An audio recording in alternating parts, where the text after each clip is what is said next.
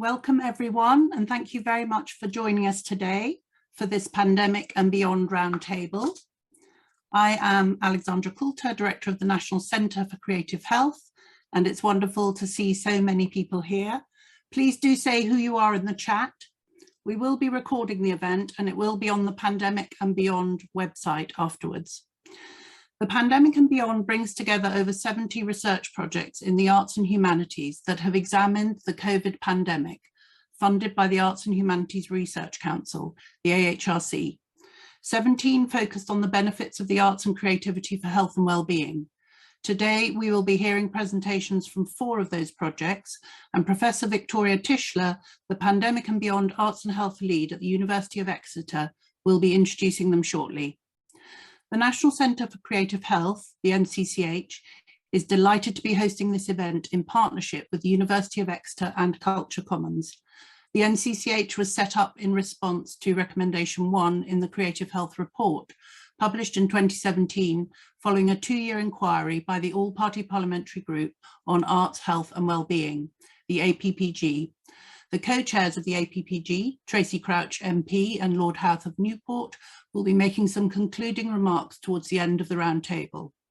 And we are extremely pleased that Lord Parkinson of Whitley Bay, Minister for the Arts, and Sir Nicholas Serota, Chair of Arts Council England, are joining us today and will be speaking after the research presentations. There will be an opportunity for questions following their contributions. We have quite a few questions submitted in advance, but please do use the Q&A function if you have additional questions during the session. It's widely recognised that the pandemic exacerbated existing health disparities and laid bare the challenge of the growing inequalities in our society. The contribution communities made in supporting people during the pandemic and the way that arts organisations and creative practitioners were part of that collective response has had a significant and positive impact on perceptions of the role of the arts and raised awareness of the impact of creativity on health and well-being for individuals and communities. It's essential that we maintain momentum and continue to develop relationships and sustainable initiatives to make further progress in embedding creative health approaches. Evidence is vital when making the case for longer-term commitments in policy and to enable us to move towards sustainability. We have a wealth example of projects and activities that were delivered over the last 2 years, many of which supported the most vulnerable. Those who were shielding at home, families living in challenging circumstances, people experiencing anxiety and depression, people in hospitals and care homes, and there are around 100 case studies on these projects on the website of the Culture, Health and Wellbeing Alliance. But in the rapid response and transition to new ways of working, evaluation and collecting data was very challenging. So it is particularly welcome that the AHRC had the foresight to invest in research to capture the learning. At the NCCH, we can build on this learning as we recover from the pandemic. We aim to advance good practice and research, inform policy and promote collaboration to help foster the conditions for creative health to be integral to health and social care and wider systems. We're working in partnership with NHS England and 4 integrated care systems to develop a creative health toolkit, which will support integrated care systems to embed creative health at a neighbourhood, place and systems level. In this coming year, the toolkit will be tested out with systems across England, and it is an opportunity to introduce healthcare professionals and leaders to the growing evidence base. We're working with the AHRC on the Mobilising Community Assets to Tackle Health Disparities programme, which is led by Professor Helen Chaterjee, Programme Director on Health Disparities at the AHRC. This is another opportunity to join up research and practice in order to embed creative health and develop more sustainable place-based models across the country. Helen will be giving one of the presentations this afternoon, and I will now hand over to Victoria to introduce the Pandemic and Beyond Arts and Health Cluster. Thank you very much, Alex. Hello and a very warm welcome from me to this roundtable event, The Pandemic and Beyond, the Future of Creative Health. My name is Victoria Tischler and I work in the European Centre for Environment and Human Health at the University of Exeter's Medical School. Firstly, thank you to my co-hosts, the National Centre for Creative Health and Culture Commons, and to my colleagues on the Pandemic and Beyond for their support today and in developing this event. Thank you to the Arts and Humanities Research Council also for funding the Pandemic and Beyond. The aims for this event are to showcase key findings from the Arts and Health cluster of the Pandemic and Beyond's cohort of research studies, drawing together recommendations for policymakers. I hope that this will build a legacy for these projects and will inform future arts and health activity across cultural, health and social care sectors. Today I'm wearing several hats. Firstly, I'm today's event convener in partnership with NCCH, Culture Commons and the Pandemic and Beyond. Secondly, I'm co-investigator on the Pandemic and Beyond, an Arts and Humanities Research Council funded project which aims to amplify and coordinate the findings from the pandemic responsive research funded by them. As part of the Pandemic and Beyond team, I lead on coordination of the Arts and Health Research Cluster. And thirdly, I am principal investigator on CultureBox, which is one of the pandemic responsive research projects funded by AHRC. You'll hear more about CultureBox later, but first I would like to summarize the key findings and policy recommendations arising from research from the Arts and Health cluster. It's not, however, possible to highlight all of these projects. For more information about individual projects, please see the Pandemic and Beyond's website. The address will be shared with you through the chat. Next slide, please.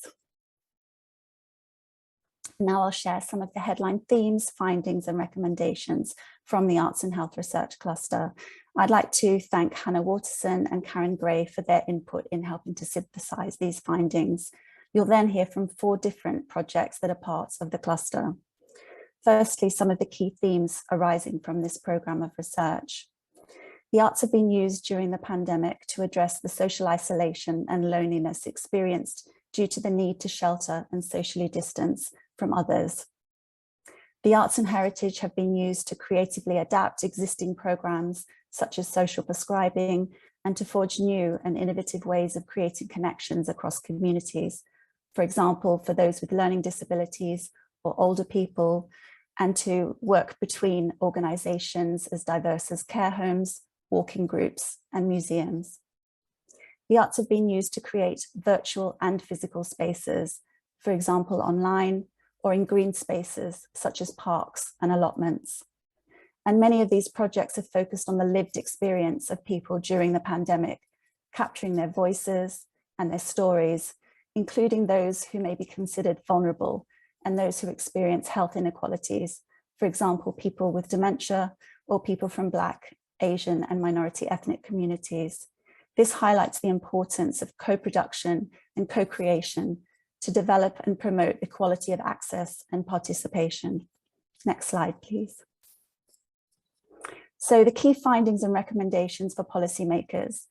Creative health programs have supported and maintained physical and mental health and coping at a time of immense upheaval and challenge. Creative health can improve individual health outcomes and reduce pressure on health and social care systems. They should therefore be integrated across health and social care systems. Social isolation has been alleviated through forging connections and enhancing communication, and through use of stimulating and interactive creative health approaches via remote or virtual means. And virtual and physical spaces have been created that bring people together and provide opportunities for recovery and renewal. Equitable access to these spaces and the creative opportunities on offer should be ensured through cultural policy making in future. Digital and hybrid programs offer much promise and can be adapted and scaled up for future crises or for wider community use. Sufficient resources and support must be made available to the creative sector, to providers and to creative health practitioners in order to develop and sustain this. And now we're going to move on to our presentations, our short presentations, highlighting some of the main findings and policy recommendations from a selection of projects from the Arts and Health Cluster.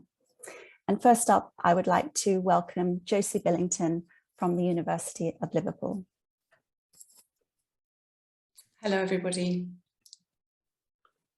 Yes, I'm Josie Billington, and I'm Principal Investigator on the COVID-19 Care project, an interdisciplinary project carried out with colleagues in communications and media, and with a team from psychology and mental health here at Liverpool. I myself am from English. You can find a link here to our website and to our Twitter handle. Next slide, please.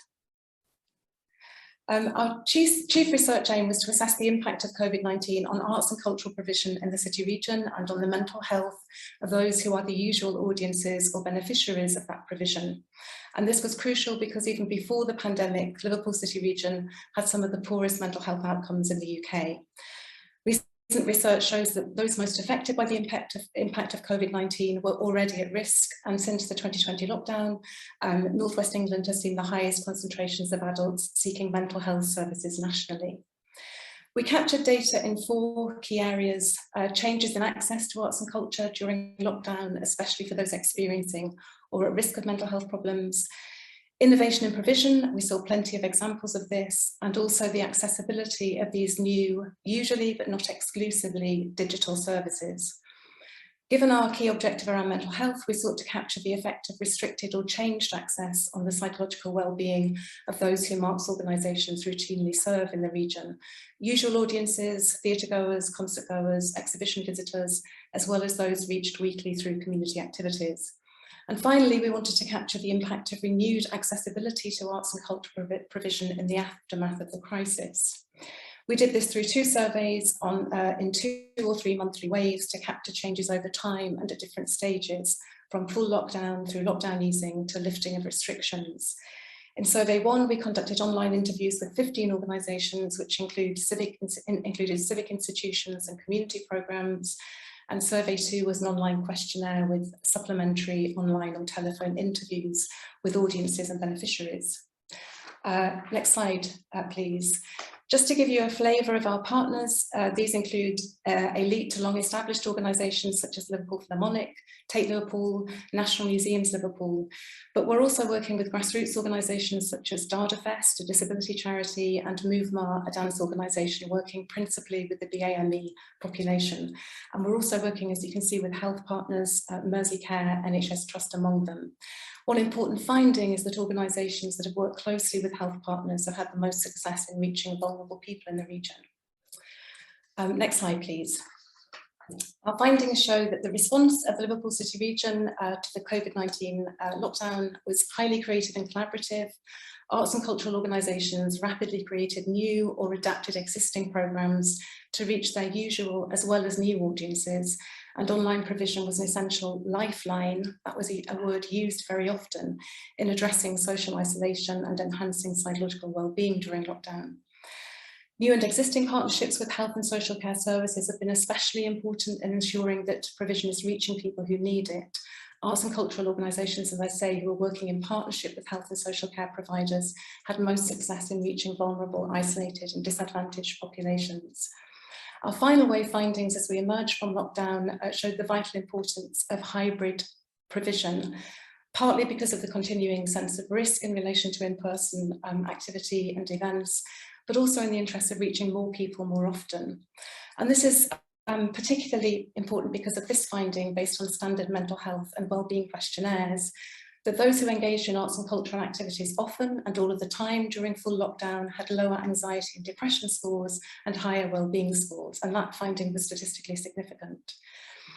For all their wonderful achievements, arts organisations also encountered immense challenges. Existing technologies have limited the quality and the availability of the arts experiences provided. There was a felt loss of tactile and the immersive nature of in-person activities. And digital exclusion means that certain vulnerable populations remained out of reach. Online provision, as many people know, is set up rapidly, and organisations are very keen to review what's working for their beneficiaries. And this is also important because in our survey of public audiences, rather than those who were reached through community grassroots organisations, those who reported engaging in arts and culture often before lockdown reported never or rarely engaging during lockdown or when restrictions were eased. So we have 4 key recommendations: the importance of supporting sustainable partnerships between health and arts providers, coordinating local initiatives, maintaining alternative hybrid provision of arts cultural activity, and training all stakeholders in digital know-how. There are one or two links here to our publications, blogs, web pages, policy brief, but just on the final slide, if I have time, Victoria, as the first step, next slide, sorry, please. As a first step towards sustainable partnerships and coordination, our study is producing a database of best practice and innovation in arts and mental health in the region. A lot of it spawned by COVID-19, and we're doing this in partnership with Liverpool City Council's lead officer for culture. Thank you. Thank you very much, Josie. And now it's over to me. I'm going to present about the Culture Box project. The Culture Box team and I designed, delivered and assessed the value of remote and digital creative activities for older people with dementia in care homes during the pandemic.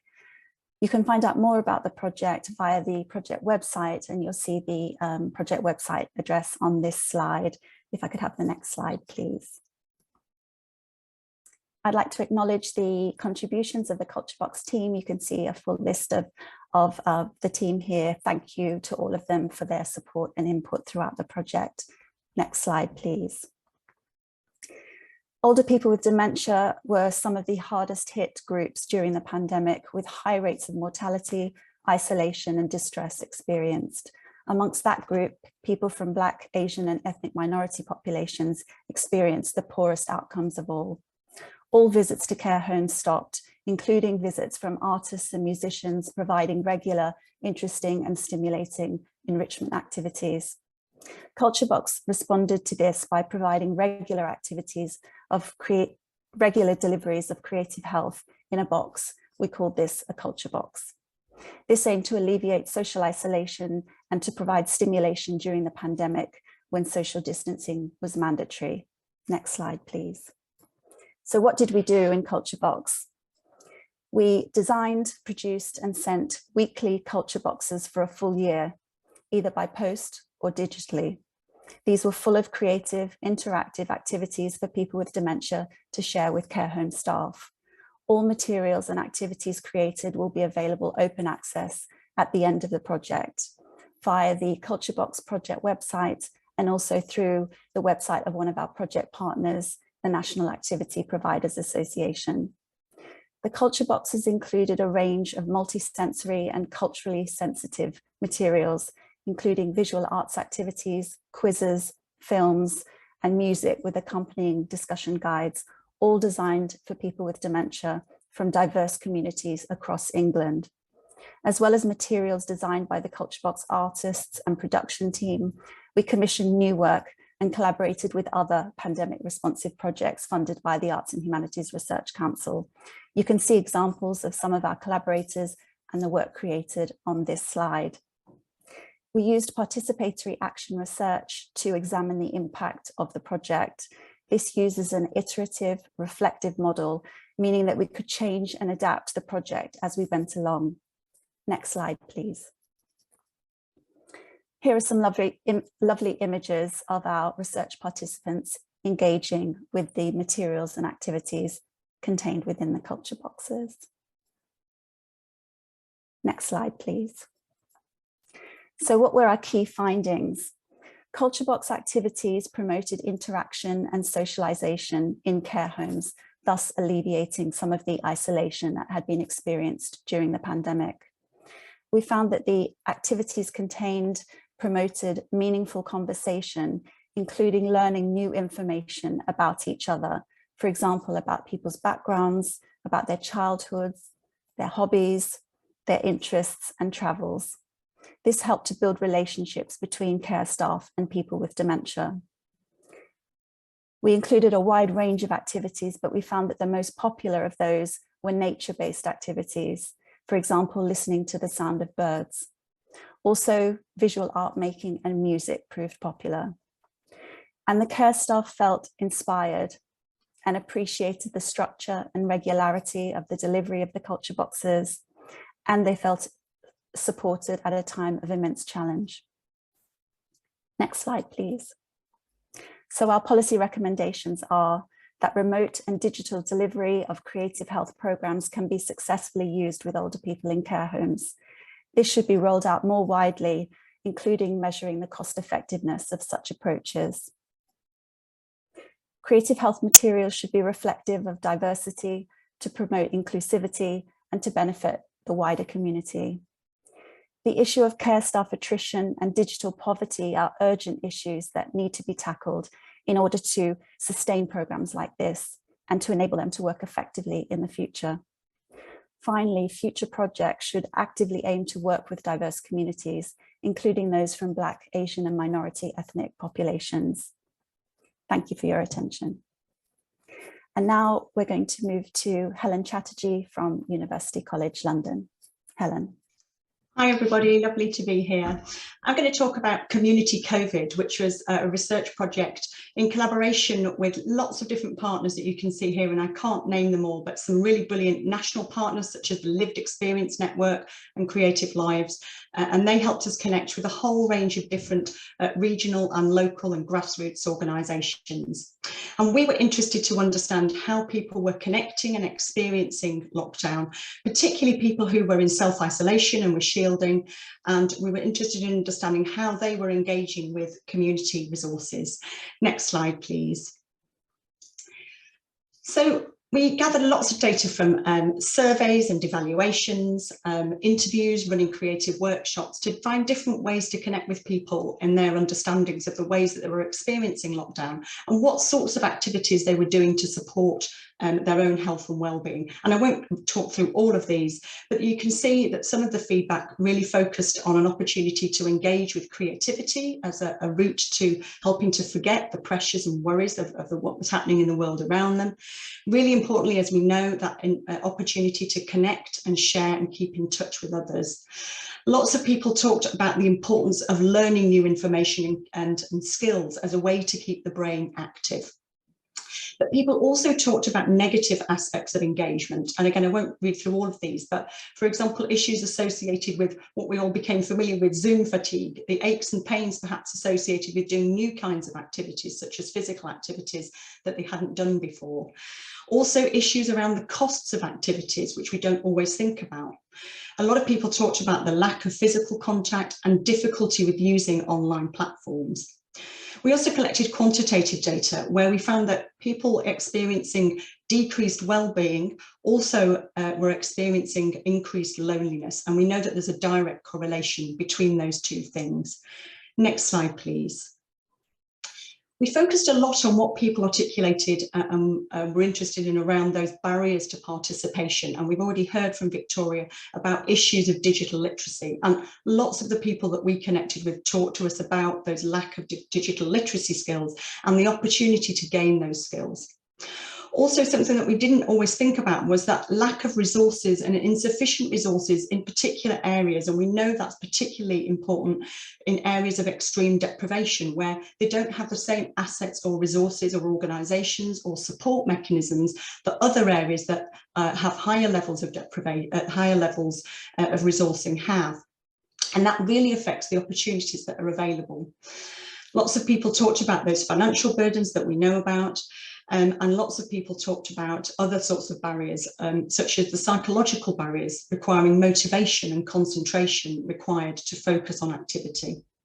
Next slide, please. We talked to a lot of different types of health and community professionals about their experiences of working with vulnerable and marginalised audiences. And a lot of those individuals talked about how they and other organisations they were connecting with were able to form new and interesting partnerships that they wouldn't necessarily have thought of before. So, for example, community organisations linking with risk registers and different members of departments within, for example, local authorities and NHS trusts to help them reach those hardest to reach audiences.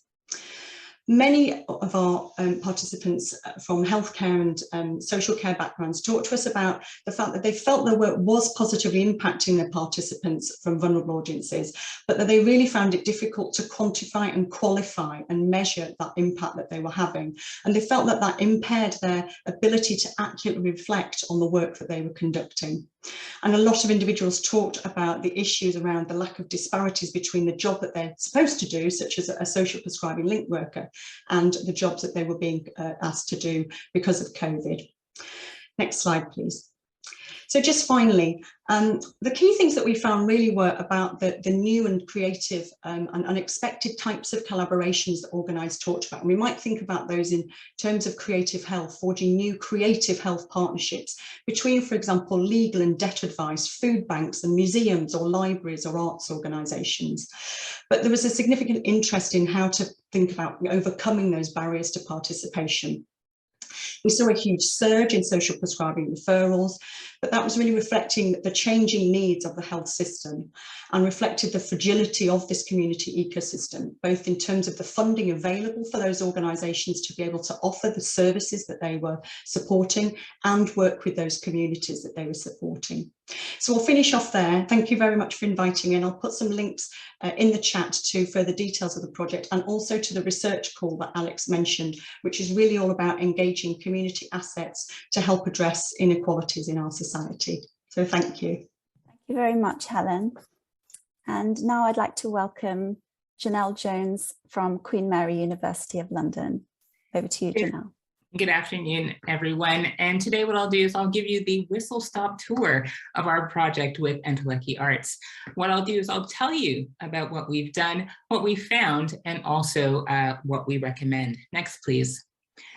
Now, in response to the pandemic, Enteleki Arts developed its Staying Connected program, which had 3 core components: weekly remote phone clusters where groups would engage in different activities such as singing and crafting. Next, a weekly radio program where 2 members discussed issues relevant to the Enteleki Arts community and brought the performances and discussions from phone clusters to a wider audience. Next, and a one-off posted activity called Gnomes at Home that involved decorating gnomes mailed out to members. And our project examined what pivoting to this remote program meant for both service providers and service users. Next. Now, first, what we wanted to do is we wanted to get a sense of how service providers approach the design of new activities or the redesign of existing activities for remote delivery. So what we did is we actually conducted semi-structured interviews with 5 artists, 5 staff members, and 5 volunteers to get their insights. Next, we asked them how they had adapted their activities, the successes and challenges they faced, impacts on their well-being, and also about the perceived impacts on service users.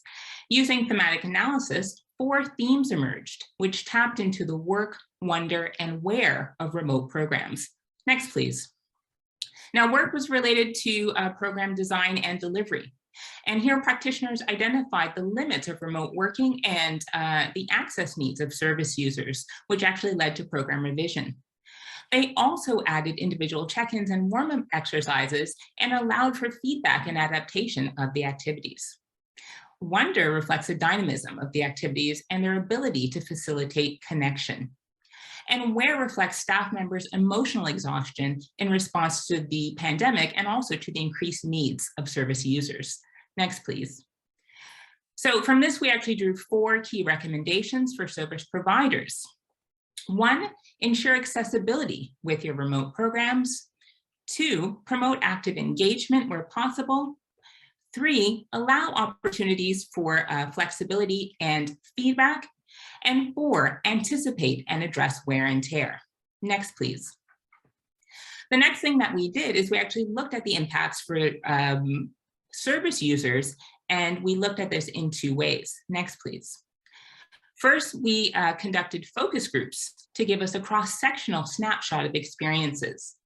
And here, 10 members from 3 phone clusters took part. And we asked them 5 questions about the activities that they were doing and the perceived social and well-being impacts from taking part. Thematic analysis revealed 4 themes here as well, and these tapped into friends, fun and function, and feelings. Next, please. Friends reflects the social connections that people made and valued from the programs. Fun and function characterized the programs themselves. And so here the activities gave people the chance to express themselves in very meaningful ways, and they also appreciated the routine. Feelings reflected the happiness, excitement, and vitality from taking part. Next, please. The next thing that we did is we conducted a longitudinal survey with responses at 2 times over 6 months to understand whether and how taking part in staying connected may have influenced identification with the program and well-being over time. And this was for 12 members. Next, please.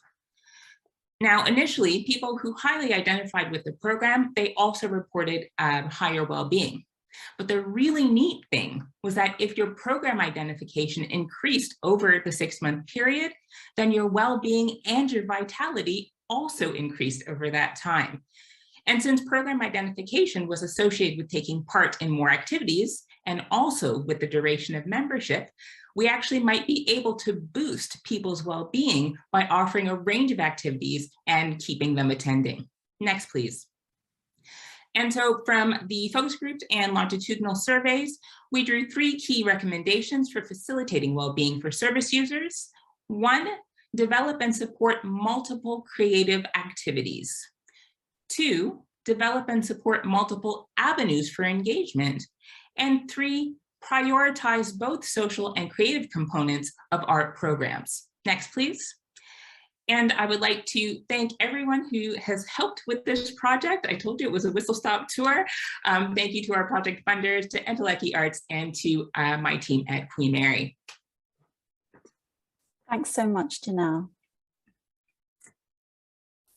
Now we are delighted to be joined by 2 speakers who will provide their reflections on this research and on the contributions to the wider field of arts and health post-COVID-19 pandemic. Firstly, I'd like to offer a warm welcome to Sir Nick Serota from Arts Council England. Prior to being appointed Chair of Arts Council England in 2017, he was Director of Tate Modern between 1988 and 2017. Nick is also a member of the board of the BBC. Over to you, Nick. Victoria, thank you. It's really a pleasure to be here, and I think this is a very important moment in the evolution of the relationship between the arts and culture and health in this country. I think the project itself is really remarkable, as we've just been hearing from 4 of 70 research teams. I want to thank the AHRC for funding this project, and I also want to thank Culture Commons, the National Centre for Creative Health, and of course the University of Exeter, and the support that has also been received from the All-Party Arts, Health and Wellbeing group, and of course the 70 research teams. I think that all of the projects that we've heard about today show just how important creative and cultural activities can be in supporting our health and well-being. However, for many people, the connection between creativity and health and well-being may not be one that immediately springs to mind. Yet the two have a long and shared history. In the National Gallery, there's a picture from about 1520 attributed to the workshop of the Flemish painter Quentin Matsys. It encapsulates the long-standing link. It shows a man sitting in a panelled and well-furnished room, painting a picture of the Virgin and Child, which rests on a wooden easel. He is surrounded by the tools and equipment of a painter, including a palette, brushes, and a mahl stick to support his painting hand. So far, straightforward. Yet behind him on several shelves are medical books, canisters, and even an alembic or distillation flask, all signs that our painter is also a doctor. On the wall, less obvious perhaps to modern eyes, hang 2 wicker baskets. They would have been used to protect the glass flasks containing urine samples used in diagnosis both then and now. At the man's feet sits an ox, looking directly at the viewer, a symbol of the man who is the painting's main protagonist, indicating that the figure is Saint Luke, who is the patron saint of both doctors and artists in many Christian traditions.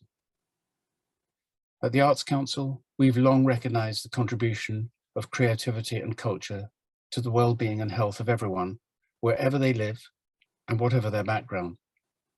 The pandemic may have provided a catalyst for new projects and programmes in the field, but our work in this area has been going on for some time before COVID-19 cast its shadow across so many aspects of our lives. In 2008, we published our joint compact with NHS England. It laid out the vital role creativity and culture can play in supporting the well-being of every community and to public health in general. In the following years, we've continued to explore the territory, including our close collaboration since 2013 with the Bearing Foundation, most recently on the programme Celebrating Age. That programme saw around 64,000 older people become creators, artists and curators with demonstrable improvements to their well-being. Around 200 organisations, health and social care providers were involved, many forming new partnerships to collaborate on projects. And I think we've heard already today that partnership is absolutely the key to this. We're very proud to be a partner on the Arts, Health and Wellbeing All-Party Parliamentary Group. The report that was published in 2017, Creative Health, led of course by Alan Howarth. It remains a beacon for practitioners and policymakers alike in this field. And we're pleased to continue our work closely with the National Centre for Creative Health, whose creation was a direct result of that report. Let's Create, our own 10-year strategy for the period 2020-2030, published shortly before the pandemic, shows that the role of that Arts Council can play as the national development agency for creativity and culture in exploring, encouraging and promoting the contribution that arts can play in our health and well-being. The importance of this area of work was evident during the pandemic. During the lockdowns, many people turned to creative and cultural pursuits. They streamed plays and concerts, or virtually explored the collections of galleries, museums and libraries without leaving their homes. They discovered or reignited their own creative spark by picking up musical instruments, pens and paintbrushes, or through taking part in performances, either as part of a group or as an individual, and usually online. The breadth of the projects initiated by creative and cultural organisations to support people's health and well-being during the pandemic was inspiring and heartwarming. Artists and creative practitioners reached out to those who felt isolated and encouraged them to explore their creativity to help with those feelings. Face-to-face book clubs run by library staff went online, meaning that people could still meet, chat and share their stories. Creative packs were sent out to children of all ages, not unlike the packs that we've been hearing about this afternoon. And they were designed to help them develop and sustain their creativity during a time when nurseries and schools were closed or restricted in who could attend. I'm very proud to say that around 45,000 of our own Let's Create packs, which were filled with art supplies and creative activities, were distributed to children in the first months of the pandemic, including 3,000 packs that were distributed to those living in care or being looked after in foster homes. Many of these pandemic projects could be said to come under the umbrella of social prescribing, a practice that covers the use of activities, including creative and cultural ones, to relieve feelings of isolation and loneliness, to counter anxiety and depression, to deal with long-term physical illness, including heart conditions, or as a part of end-of-life care for both patients and their relatives. One example at Ashgate Hospice Care in Derbyshire brought two artists in residence, Fee Burke and Miriam Robinson, to work with around 200 people, both those being cared for and their families. The project, which we helped to fund, was a collaboration with Junction Arts and included workshops that provided a chance to learn or develop drawing techniques, and another called Nourish, which combined the teaching of line drawing and collage making alongside relaxation techniques. One of the conclusions drawn from the project was an understanding that the arts are important and meaningful at every life stage. Everyone at this round table today would recognize that feeling. Another example would be the programme at Brighton Health and Wellbeing Centre that we supported through our Thriving Communities Fund. Alongside what you would expect at most GP surgeries, you can also find Bollywood dancing, string art, and photography classes. The centre describes the benefits of social prescribing as including having fun, boosting mood, making new friends, and the need for fewer GP appointments. At the Arts Council, we've been looking at how our work in the area of creative health and wellbeing will develop beyond the pandemic. What will it look like? Who will we work with? And how will we deliver it?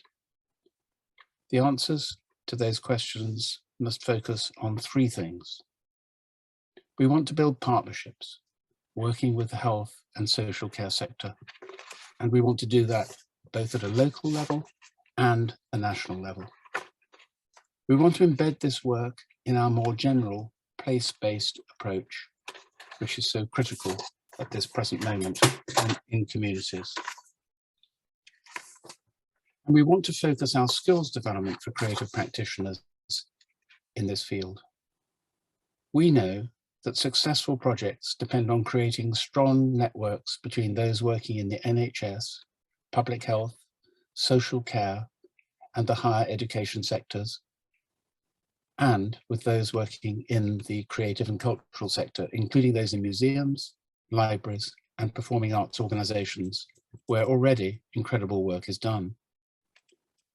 We need to make sure that the work we do is grounded in the priorities of the communities where it is delivered, what we call place-based work. We want to ensure that it complements the work already being done by local health partnerships and projects. And we need to give the individuals working in this field the support, tools, and resources that they need to support the provision offered by health professionals. At the heart of our work will be social prescribing, an area whose pioneers, Andrew Lord Mawson and Dr. Sam Everington, have recently been recognised with the RSA's Albert Medal. That award celebrates those who've made a significant contribution to solving our planet's biggest social challenges. At the Arts Council, we've already formed a partnership with the National Academy for Social Prescribing, and this forms the backbone of the relationship that we now have with the NHS. I began by mentioning that the connection between creativity, health, and well-being seems to have existed from very ancient times. During the pandemic, I was struck by the hundreds of thousands of rainbows that appeared in windows across the country, drawn by children and their families to show support for frontline health workers, and also designed to lift our own spirits and help in maintaining our own and their own happiness and well-being. There is perhaps something deep-rooted in all of us that senses the importance of the connection between health and art. The Arts Council values that connection too, which is why creative health and well-being will form an important strand in our work in the years beyond the pandemic. Thank you. Thank you so much, Nick, for those inspiring and motivating reflections. And it's wonderful to hear about the commitment of Arts Council England moving forward. Now, we're delighted to be joined today by the Minister for the Arts, Lord Parkinson. Over to you, Lord Parkinson. Thank you very much. Well, as Nick did, I'd like to start by thanking everybody involved, the Arts and Humanities Research Council, all the researchers, the University of Exeter, Culture Commons, the National Centre for Creative Health, and everybody from the All-Party Group on Arts, Health and Wellbeing for all of the work and insights which have gone into the Pandemic and Beyond project. I became Arts Minister last October towards the end of the pandemic, so a great deal of my time as Minister has been, of course, dominated by the pandemic and its consequences, the huge challenges that it meant for the sector, of course, but also some of the opportunities and new ways of working that it's brought about. And things like this meeting, for instance, show how those new ways of working can enable more people to take part in the conversation, helping overcome physical, geographic, or economic barriers from participation. And studies such as this are so important in helping us to begin to understand more fully the impact that the pandemic has had, as well as the broader role that arts and creativity have in supporting our physical and mental well-being. I'd like to start by paying tribute to the resilience of the sector throughout the pandemic, in particular the many innovations which allowed artists and organisations to continue to provide access to people to culture and the arts during lockdown. As Nick said, it's deeply ingrained in us. There was clearly a strong yearning from people to have access to arts and culture and creativity amidst all of the turbulence of the pandemic. And we've heard some brilliant examples of it today, how people took the work that they did online, but also things like the amazing culture boxes, which Victoria told us about, being delivered to people with dementia in care homes. And I've seen many such examples up and down the country as I've been visiting arts organisations since the pandemic has abated. Lots of organisations adapted by shifting quickly and effectively to an online model during the pandemic.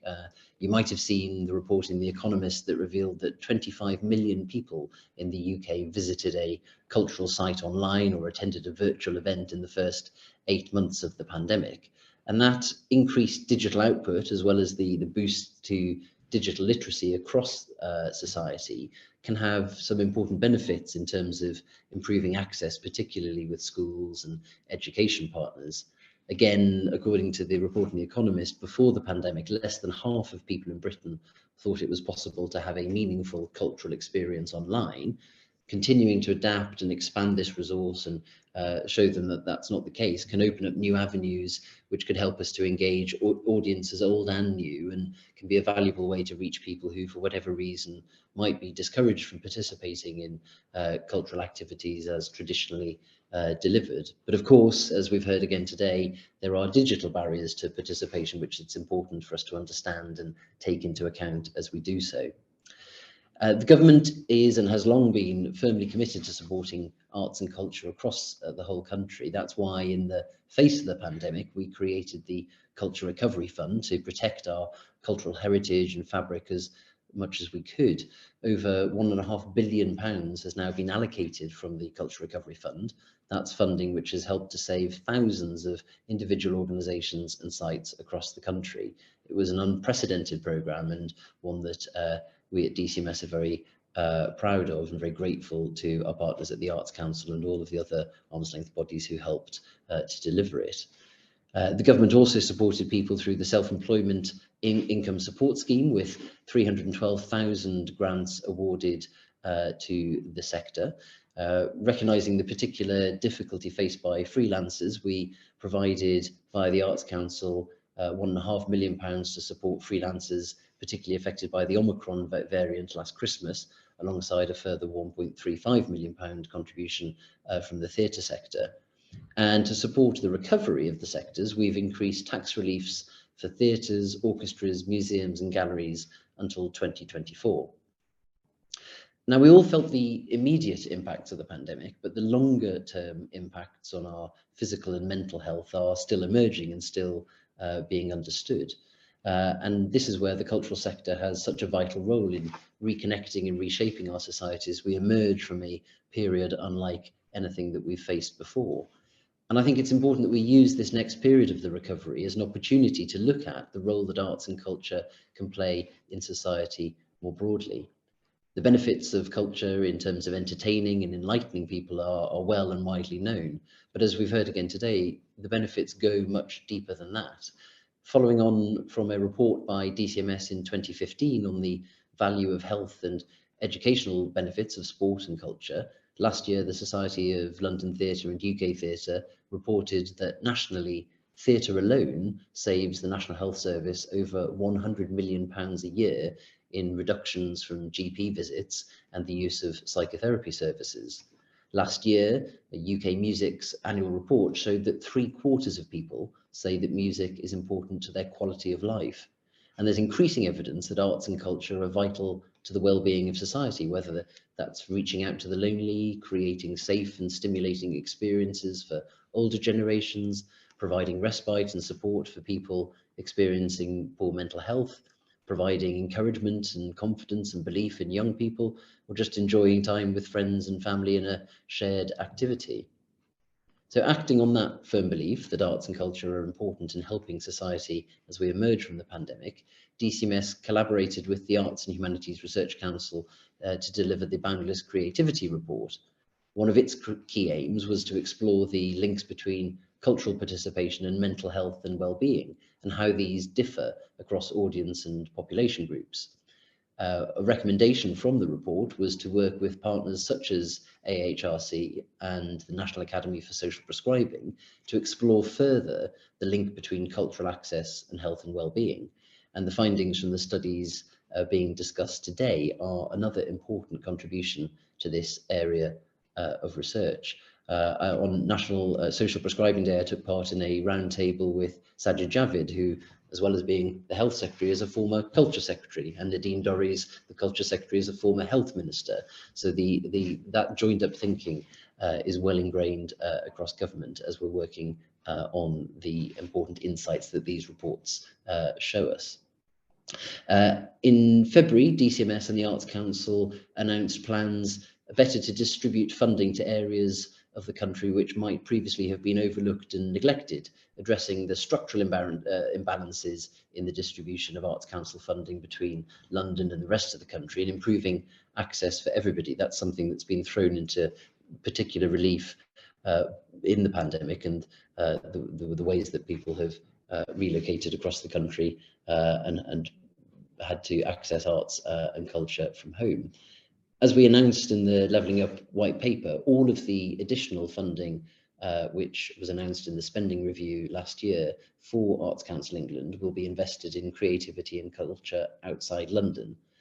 ACE will ensure that all of this additional money, that's £43.5 million, agreed for this spending review period, is spent outside London, and a transfer of the funding previously given to London will mean a £75 million boost for parts of the country outside the capital by the end of March 2026. So that'll enable more people and more places across the country to play a part in the nation's outstanding cultural sector, boosting the ecosystem which supports artists and creatives across the country, and increasing people's access to art and the benefits that it has in terms of health and well-being.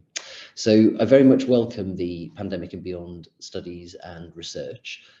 This evidence is very important to us as we understand and spread the news about the important role that arts and culture can play in social inclusion and the well-being of our country. So thank you again to everybody involved for the work that's gone into it, and thank you for sharing your emerging findings today.